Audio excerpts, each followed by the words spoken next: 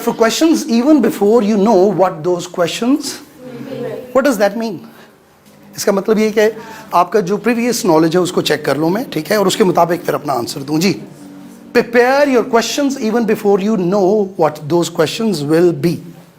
देखो public speaking की जो असाइनमेंट्स होती हैं, फर्ज करो आपको किसी स्कूल ने, किसी ऑर्गेनाइजेशन ने, ठीक है, कोई यूथ चैलेंज हो रहा है, उन्होंने आपको इनवाइट किया है कि आप आकर किसी ख़ास टॉपिक के ऊपर यहाँ पे हमारे स्टेज पर बोलें. और वो जो ख़ास टॉपिक होगा, आपके ख्याल में उस टॉपिक से मुतल्लिक जो सुनने वाले हैं उनके जहन में क्वेश्चंस नहीं होंगे? बोलिए, होंगे या नहीं होंगे? तो आपको एज अ पब्लिक स्पीकर जब वहाँ पर एंगेज किया जा रहा है, हमाद साफ़ी का नाम किस किसने सुना है आप में से? आपको पता है ना वो बच्चा माशाल्लाह से क्या सक्सेस पाकिस्तान में और पूरी दुनिया के अंदर इस वक्त ही is considered as a brand, right? तो जिन टॉपिक्स के ऊपर भी वो माशाल्लाह से बोलता है, आपके ख्याल में उन टॉपिक से मुतल्लिक उसकी रिसर्च होती है या नहीं होती? He is also taking question answer sessions in his speeches. So question answer session का मतलब तो ये होता है कि आप उठ के कोई भी सवाल पूछ ले, आई एम प्रिपेयर्ड, राइट?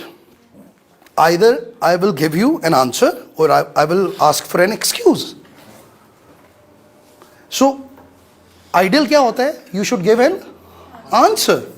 अगर आप किसी सब्जेक्ट के ऊपर बोल रहे हैं तो इसका मतलब ये कि उस सब्जेक्ट के इर्द गिर्द के सारे सवाल जो हैं, करीब करीब के सारे सवाल भी, उनके जवाब आपको आने, बेटे आप बैठ जाइए, उनके जवाब भी आपको आने चाहिए. So you need to be prepared. जिस टॉपिक के ऊपर आपने बोलना है उससे मुतल्लिक मुख्तलिफ किस्म के सवालों जवाब जो हैं उनसे आपको बाखबर होना चाहिए. यही आपकी प्रेपरेशन. और एक्चुअली में the presentation that you give, जो पब्लिक स्पीकिंग आप कर रहे होते हैं, उसमें भी आप मुख्तलिफ सवाल खुद से ही पूछते हैं जो आपके ख्याल में लोगों के जहन में इस टॉपिक से मुतल्लिक जो सवाल लोगों के जहनों में होंगे, वो सवाल आप अपने ऊपर वारिद करते हैं. उन सवालों के जवाब के लिए आप रिसर्च करते हैं and then you move on. फिर आप अपनी स्पीच उसके ऊपर नेट करते, राइट?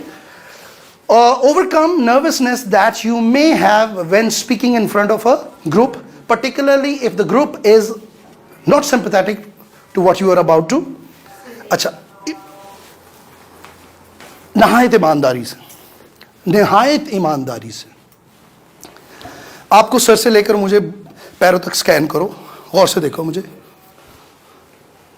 आपको कोई ऐसी चीज़ महसूस हो रही है कि जैसे आपको ये लग रहा हो कि मैं आपके सामने इस वक्त नर्वस हूँ? मेरा पसीना बता रहा है. वो तो मेरी बाय डिफ़ॉल्ट है ना, मेरी बॉडी बिल्ट इस तरह से है. आप एसी भी लगा देंगे, मुझे पसीना आ रहा होगा, ठीक है? अच्छा, कुछ लोगों के हाँ नर्वसनेस की वजह से पसीने छूटते हैं, ये एक साइन होता है. मेरे लिए ऐसा नहीं है. अच्छा, और इसके अलावा बेटे आपने भी जब स्टेज पर होना है तो you have to perform in the same manner. अगर आप बिल्कुल इसी तरह से सेम मैनर में परफॉर्म नहीं करेंगे तो बहुत आसानी से आपकी ऑडियंस जो है, फर्ज करें अगर मैं यहाँ पे खड़े होकर अपने हाथ मलने शुरू कर दूँ जिस तरह ये बैठे हुए कर रहा है, तो क्या होगा? मेरे हाथ मलने से क्या होगा? शाबाश, आपको एहसास होगा कि जैसे मैं नर्वस हूँ. फर्ज करें कि मैंने अगर रोस्ट्रम के पास में खड़ा हुआ हूँ, ठीक है, और मैंने एक हाथ मेरा यहाँ पे और वो हाथ इमेजिन क्या हो रहा है. मैं बोल रहा आप कैसे हैं, आई होप आप बहुत खुश हैं. What is this? This is a sign of. तो ये वो सारी चीज़ें हैं, जब तक कि आप ऑडियंस के सामने खड़े होकर इनको प्रैक्टिस नहीं करेंगे, ऑडियंस को फेस नहीं करेंगे, ये नर्वसनेस दूर होने वाली. तो आपकी जो सबसे आसान ऑडियंस होती है वो आपके दोस्त होते हैं, जो कि माशाल्लाह से हम यहाँ पर बन चुके हुए हैं, ठीक है? तो जब आपको स्टेज पर आने का मौका दिया जाएगा, आपने अपनी नर्वसनेस को ज़रूर कंट्रोल करने की कोशिश तलनी है. क्या तलनी? मैं क्यों करता हूँ ऐसे वैसे बाय द वे आपके ख्याल में? और इसके अलावा बॉन्ड बनाने के लिए. मुझे पता है कि इस वक्त मेरी ऑडियंस जो है वो बच्चे हैं. अच्छा, इनमें से तो कुछ मूँछों वाले बच्चे हैं, ठीक है, लेकिन कुछ बच्चे वाकई छोटे हैं थोड़े, हैं, तो उनके साथ एक बॉन्ड, उनके लिए ईज क्रिएट करने के लिए I want to make this platform very comfortable for you, as comfortable that whenever you step onto this podium और rostrum पर जब भी आप आते हैं, स्टेज के ऊपर जब भी आते हैं, मैं ये चाहता हूँ आप अपनी अम्मी अब्बू के सामने अगर आपसे कोई गलती हो जाए तो आप बहुत ज़्यादा खौफज़दा होते हैं? बहुत ज़्यादा। अच्छा, मैं कुछ और एक्सपेक्ट कर रहा था। अच्छा चलो, इस तरह बहन भाई के सामने गलती करने से बहुत ज़्यादा खौफजदा होते हैं अगर बड़े हो तो हाँ, अगर एज गैप बहुत ज़्यादा हो, राइट? अच्छा, अपने क्लास फेलोज के सामने कोई गलती करने से खौफजदा होते हैं? नहीं। क्यों? क्योंकि आप समझ रहे होते हैं कि जो गलती मैं कर रहा हूँ अगले दिन इसने भी कर देनी है और ये भी ऐसे ही करता है। Means you are at the same page, you are at the same level and at the same page. मैं ये सारा कुछ इसलिए करता हूँ ताकि आप कंफर्टेबल हो जाएं कि मोहसिन के सामने अगर हमसे गलती हो गई, इट डजंट मैटर, क्योंकि मैं एज ए टीचर ये जानता हूँ कि आप गलती किए बगैर आगे बढ़ ही नहीं सकते। The next point is use presentation techniques that establish your credibility and get people on your side. अब वो क्या क्या चीज़ें वो हम एक्सप्लोर करते हैं जल्दी से, और फिर हम अपनी प्रेजेंटेशन रिकॉर्डिंग्स की तरफ चले जाएंगे। ये हो सकता है कि आप जैसे स्टेज की तरफ जा रहे होते हैं अपनी चेयर से उठ के, आप स्टेज पर जा रहे हैं और आप ये सोच रहे हैं ओए, मैंने जो पॉइंट्स याद किए हुए हैं अगर वो आगे पीछे हो गए तो क्या होगा, अगर इनमें से कोई एक मुझे भूल गया तो क्या हो गया, अगर लफ्ज़ मेरे मुंह में फंस गया तो फिर क्या होगा, ये क्या होगा, ये क्या होगा, ये क्या होगा, ये क्या होगा, और फिर कुछ ना कुछ हो ही जाता है। जी, Sometimes you have a fear of someone asking you a question that's completely uncalled for. ये बाजुकात ये खौफ आ जाता है कि मैं स्टेज पर जाऊंगा तो मुझे कोई ऐसा सवाल ना पूछ ले कि जिसके बारे में मैंने सोचा ही ना हो या जो मैं एक्सपेक्ट ही नहीं कर रहा। तो एक्चुअली लास्ट स्लाइड के ऊपर जो बातें आपको बताई जा रही थी कि आपने मुख्तलिफ क्वेश्चंस के लिए रिसर्च करनी है, प्रिपेयर होकर स्टेज पर जाना है। और क्या क्या परेशानियां हो सकती हैं स्टेज पर? आप हेजिटेट कर सकते हैं, अगर आप एकदम रुक जाते हैं तो आपको लगता है कि आगे चल ही नहीं पाऊंगा मैं। बिल्कुल ऐसा। बाजुकात जो है वो खौफ की वजह से आप चीज़ें रिपीट करना शुरू कर देते हैं, राइट? इमेजिन कि आप किसी की तरफ देख रहे हैं और वो आपको मुंह चढ़ा दे। You have to choose your person in the audience. As a public speaker it is you who has to choose. आप अपने कंट्रोल में है ना, तो आई कैन डिसाइड कि मैंने इसकी तरफ देखना है और इसकी तरफ से मुझे पॉजिटिव वाइब्स और एनर्जीज और अप्रिसिएशन आ रही है।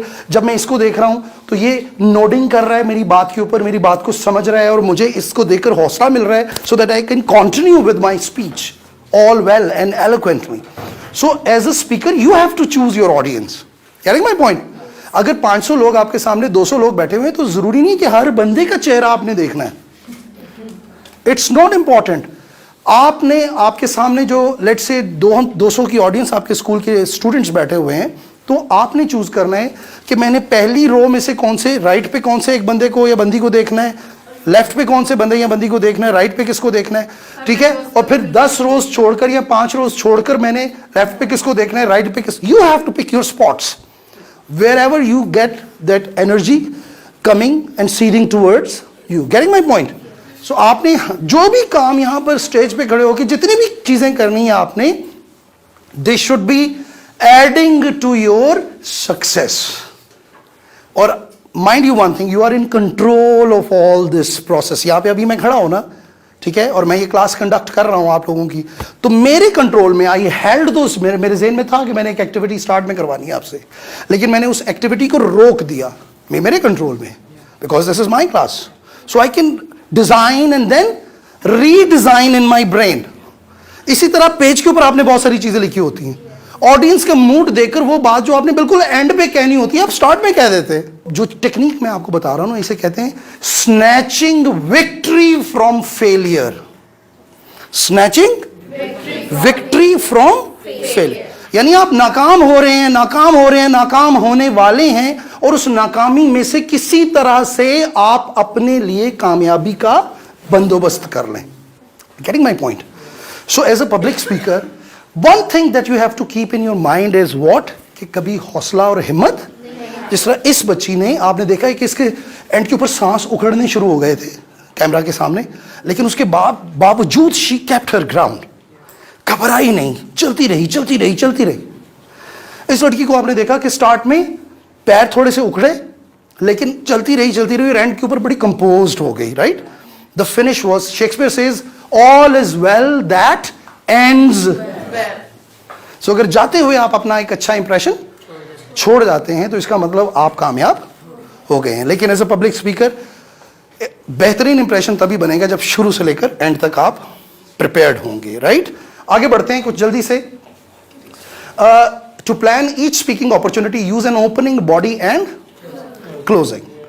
Prepare as much as possible, but still allow for flexibility. Then you practice and बेटे थोड़ी सी आई मस्ट से थोड़ी सी किसी जगह पे बहुत सारी खुशी है इस बात की जिन लोगों ने प्रिपेयर किया है, बहुत अच्छा प्रिपेयर किया हुआ है, लेकिन आपको पता है कि एज अ ट्रेनर मेरी नज़र जो है वो हर बच्चे के ऊपर है, और हर बच्चा जो हर घर से आया हुआ है वो कामयाब होने के लिए भी यहाँ पर ये आर्ट और ये फ़न सीखने के लिए आया हुआ है।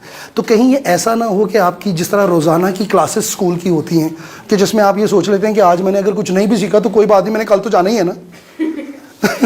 Right? So we don't have to deal in those terms here. Right? Every second class that you take up with even more seriousness. Right? So आज आपको जो assignments दी जाएंगी उस पूरे हफ्ते में प्लीज़ उनकी अच्छी तरह से ज़रा ग्राइंड से उनको गुजारिएगा, राइट, ताकि जब आपकी नेक्स्ट वीक के अंदर रिकॉर्डिंग्स हों तो वो उससे भी खूबसूरत रिकॉर्डिंग्स हों और आपको खुद से पता चलना शुरू हो जाए कि there is a lot difference that I am making and contributing to my self, right. So practice is very much important. फिर आप जो भी स्क्रिप्ट तैयार करेंगे, जिस तरह मैंने जो आपको इंस्ट्रक्शंस दी हुई थी उसमें मैंने कोशिश की थी कि उसकी क्या हो, एक बिगिनिंग हो। बिगिनिंग में क्या था जी, सबसे पहले आपने क्या किया, बिगिनिंग में आपका इंट्रोडक्शन था, आपका नाम, आपके अब्बू का नाम या आप जहां भी पढ़ते हैं, कौन सी क्लास में आप पढ़ते हैं। उसके बाद आपके जो थोड़े से बिलीफ सिस्टम हैं उनके बारे में पूछा गया। फिर द बॉडी, आप लाइफ में क्या लाइक करते हैं, क्या कंट्रीब्यूट करना चाहते हैं दुनिया के लिए, राइट।